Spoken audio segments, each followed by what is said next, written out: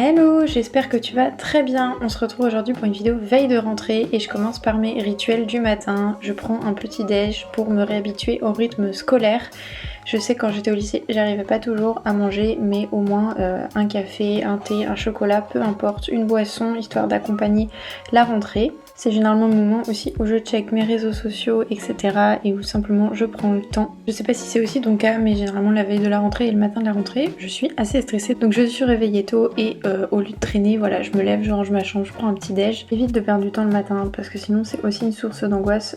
Et ensuite, ce que je vais venir faire simplement, c'est prendre ma douche, me changer, etc. et choisir ma tenue pour le lendemain matin, sachant que ça changera certainement d'ici là, mais c'est pas grave, au moins ça m'occupe et puis comme ça j'ai une idée déjà de ce que je peux commencer à mettre. Pareil, je vais venir me préparer tout simplement comme je le ferai un matin de la rentrée, pas en chronométrant mais simplement en checkant que ça prend pas une demi-heure et que ça va pouvoir être réalisable pour prendre mon bus. Ce que je viens faire aussi la veille de ma rentrée, ou en tout cas dans les jours qui précèdent la rentrée, c'est ranger ma chambre, refaire mon lit, changer mes draps. En fait, créer un nouvel environnement dans lequel j'ai envie d'être, dans lequel je me sens bien, qui est tout neuf, tout beau, tout propre, pour que ma rentrée puisse se passer correctement, que j'ai envie de travailler dans ma chambre. Donc ça peut être par exemple refaire la déco, changer ses meubles de place, changer les draps de son lit, etc. Tout simplement parce que dans un environnement qui est différent, on va avoir une impression de renouveau et ça va donner un gain de motivation supplémentaire. Donc ça peut toujours être quelque chose à faire à la veille de la rentrée. Ensuite, je vais prendre quelques minutes pour noter et garder trace de mes objectifs pour l'année. Et pour le coup, j'utilise Notion qui est une application gratuite pour une utilisation personnelle et dans laquelle je vais me créer un fichier de suivi de mes objectifs. En fait, je trouve ça super important de savoir où on veut aller parce que c'est plus simple en fait de déclencher les ressources nécessaires pour atteindre les objectifs quand on sait lesquels existent. Et pour le coup, ça peut être aussi des objectifs scolaires, des objectifs sportifs, personnels, peu importe. Ensuite, pour moi, le synonyme de veille de rentrée, c'est vraiment repos.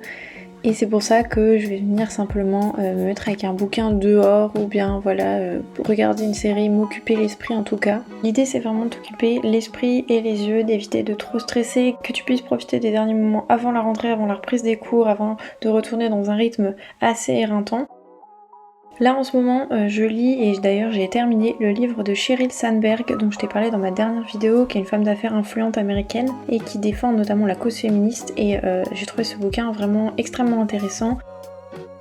Du côté série, je regarde à la fois Chicago Med, j'en suis à la 2e saison, et Big Bang Theory que j'adore et que j'ai bientôt terminé.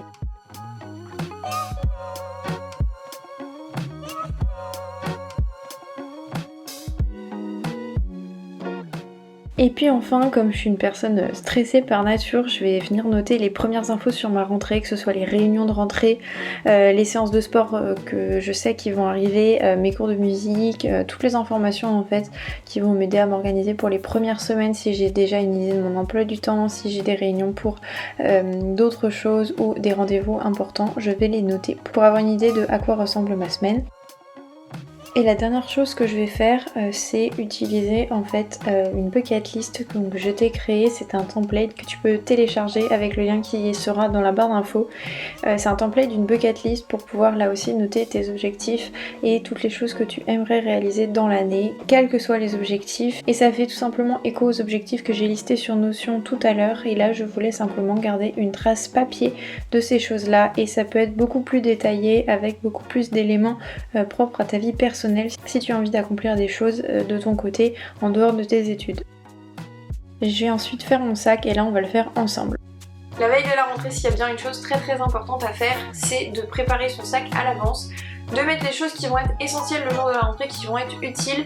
Le jour de la rentrée, on n'a pas forcément besoin d'amener beaucoup de choses, on va pas forcément avoir des cours réels, on va plutôt avoir besoin de matériel pour noter les informations de base, un emploi du temps, le nom des profs, les salles dans lesquelles tu vas être, des informations peut-être des réunions de rentrée sur voilà Erasmus, sur les sorties, etc.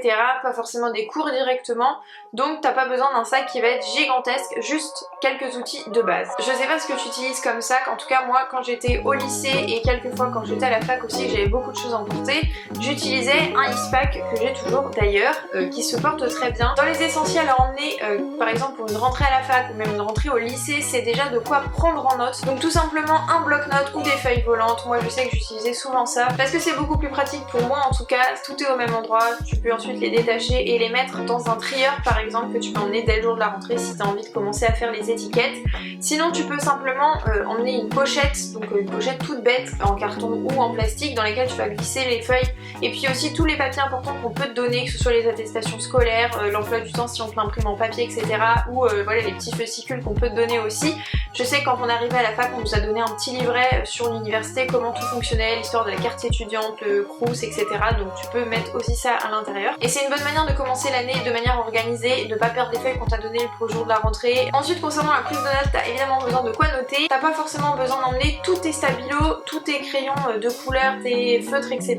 pour le jour de la rentrée. T'as besoin de trucs de base. Et aussi je te conseille d'emmener des post-it. Tu vas peut-être avoir des trucs à noter en plus ou des choses que tu dois mettre dans ton agenda. Donc ça peut toujours être utile ou même voilà pour utiliser au cours de l'année, toujours très pratique. Ensuite puisqu'on est en rentrée en 2021, tu as évidemment besoin du trio maléfique de l'année, c'est-à-dire le masque, d'ailleurs plusieurs masques pour la journée avec un petit sac pour les ranger quand ils sont sales et même un petit sac pour ceux qui sont propres, des mouchoirs parce que ben ça arrive l'hiver rapidement et puis on va vite être malade, et du gel hydroalcoolique. Voilà, c'est le trio maléfique et tu en as besoin toute l'année. Pour moi l'indispensable de la rentrée c'est aussi évidemment l'agenda. Là c'est un agenda Filofax que je t'avais déjà présenté dans une autre vidéo, mais tu peux avoir un agenda scolaire tout ce qu'il y a de plus basique. Moi c'est juste que je le trouve trop beau. Parce que tu vas déjà avoir des choses à noter généralement dès la rentrée, que ce soit les dates de partiel, les dates des premiers DS si jamais les profs ils sont déjà au taquet et qu'ils te donnent les dates. Ça peut être aussi voilà des choses à acheter ou des exercices à faire à commencer ou des réunions de rentrée, des réunions pour Erasmus, des réunions pour des voyages, etc. T'as toujours des choses à rentrer à l'intérieur et ça peut être vraiment bien de commencer à l'utiliser dès le premier jour. Le dernier indispensable vraiment dont tu as absolument besoin, c'est un portefeuille avec dedans évidemment ta carte étudiante si tu l'as déjà reçue, une photo d'identité si jamais tu l'as pas encore faite et que tu vas la faire le jour de la rentrée, ça peut arriver aussi, ta carte de transport si tu prends les transports en commun, carte d'identité, carte bleue, voilà toutes tes cartes de mutuelle machin et je sais pas quoi.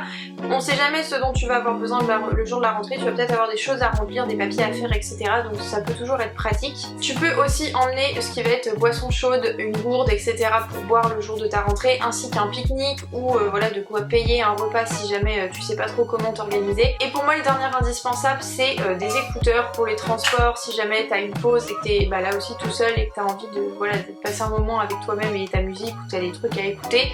Toujours pratique ou pour aller bosser à la BU aussi.